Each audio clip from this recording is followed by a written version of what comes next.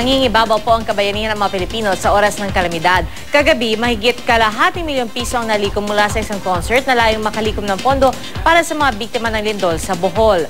Balita hatid ni John Consulta. Di bababa sa 500 local Cebuano artists, musicians, banda, koral at dance troupe ang nag-perform ng walang bayad kagabi para sa fundraising project na tinawag na #BangonSugBohol. Kanya-kanya ng hataw, birit at pagpapakitang gilas ang mga performers para magbigay saya sa daang-daang Cebuano na dumalo para suportahan ang pagkalap ng pondo para sa Bohol.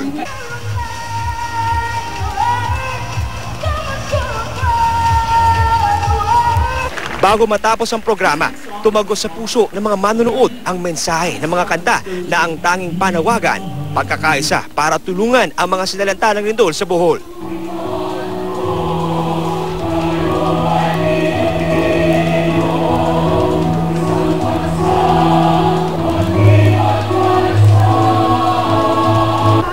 Bata, matanda, lahat nagbigay ng kanilang suporta para sa Bohol.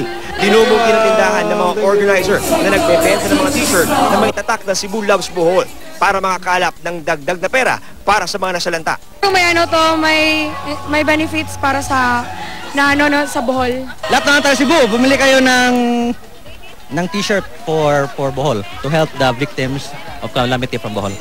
Ayon sa Cebu Chamber of Commerce na nanguna para sa fundraising project, bagamat tinamaan din ng Cebu ng malakas na lindol, di raw ito dapat maging hadlang para abutin ang mga kapatid na Boholano na mas lubhang napinsala ng pagyanig.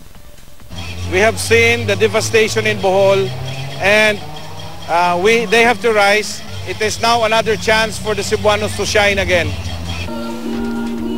Sa kalagitnaan pa lang ng konsyerto, pumalo na kaagad ng mahigit kalahating milyong piso na halaga ng cash at pledges. Sa ngayon, ikinakasa na ang isang malaking fund run sa darating na linggo para makakalap pa ng karagdagang tulong para sa mga taga-Bohol na nasalanta ng lindol.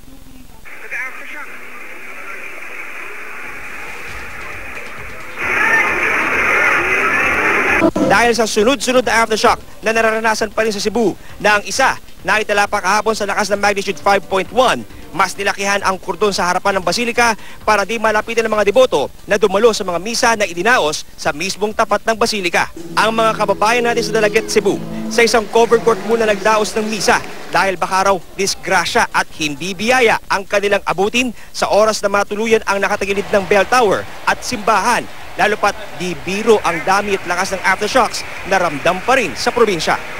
John Consulta, GMA News.